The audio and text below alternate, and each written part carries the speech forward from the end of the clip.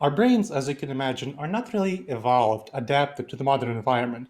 Now, think about the modern environment. The internet, really, which mediates so much of current life, has been around since the 1990s, right?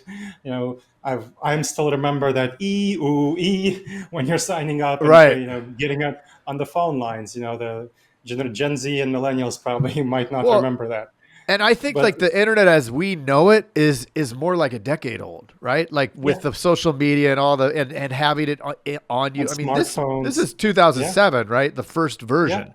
So yeah. it's interesting. Like we're talking. Wow, you Well, have an okay, old so phone. no, but you know what I mean. This is a 13, but like from a 13, 15, it's 15 years old Yeah. to the earliest portable real internet browser type situation, and I don't even think it was good and caught on until 2010. So it is interesting, right? Like we're basing so many decisions and doing so many things as a result of a technology that's less than decades old. Right. Our Not life to is incredibly mediated by digital Yeah. information. Of course, with the pandemic, that has been incredibly Oh, exacerbated. But going back to our brain, I mean, our brain has not had time to evolve for it. Our right. brain's evolution is really based in the ancient savanna, when we lived in small tribes of 50 people to 150 people. So we were hunters, foragers, and gatherers. That means that our brains are very much wired not for a multicultural, multipolar, global, interconnected, whatever world. They're wired for a small tribal environment where it's 50 to 150 people. And that's why we're so tribal. So we are wired to look for people who look like us, who have our values, who have our predispositions, and so on, preferences. If we weren't sufficiently tribal in that tribal environment, several thousand years, many thousands of years ago, then we would be kicked out of our tribe and we die, Yeah. and that's a problem. And if we weren't sufficiently hostile to other tribes, then people from that tribe would take our tribe over, and we die as well. Guess what? We're the descendants of those who didn't die. Right. So So a little bit we have, smarter. well, a little bit more tribal. So Oh, we have a okay. strong predisposition to look for people who are like us and be hostile to those people who don't look like us and who don't share our values and predispositions. So that tribalism causes a great deal of problems, tensions, and conflicts in the modern world. And we can dive into that. There are a whole series of these dangerous judgment errors called cognitive biases related to tribalism, the way we interact with people. Well, Another set of dangerous judgment errors comes from what's known as the fight or flight response. You right. might have heard of it as the saber-tooth tiger response, when we jump at 100 shadows to get away from that one saber-tooth tiger.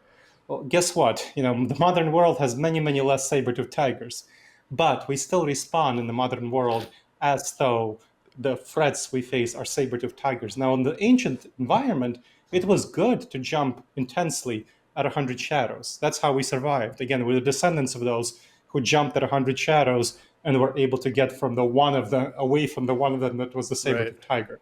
The ones who didn't, got eaten by the saber-tooth tiger.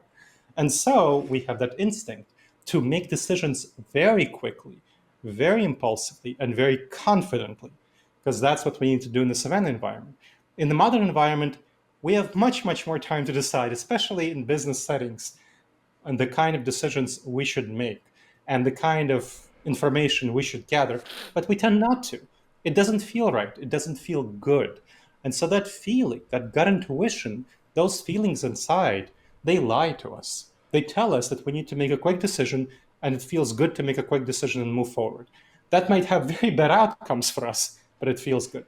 It similarly feels good to look for people and collaborate with people who have our predispositions, our value sets, and so on. And it feels good, it feels right, but it's a very bad idea in entrepreneurial business settings. So that's a huge problem. And there are a number of other problems. The specific way that our brain is miswired, and going back because of that evolutionary heritage, and also just because of the structure and the wiring of our brain, the shortcuts the information processing takes, those are called cognitive biases, the specific ways that our brain is miswired. There are over 100 of them, so you can take a look at the list of cognitive biases Woo. in Wikipedia if you're curious. My book, Never Go With Your Gut, How Pioneering Leaders Make the Best Decisions and Avoid Business Disasters, talks about the 30 most dangerous ones in business settings. and the steps that you can take to recognize and address each one. Wow.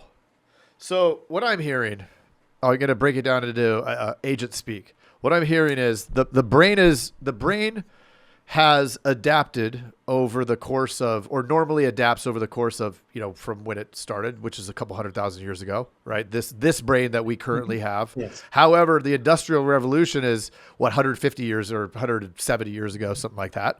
So we've accelerated technologically in a very small amount of time, but the brain hasn't had the 200,000 years yet to get to where it needs to be.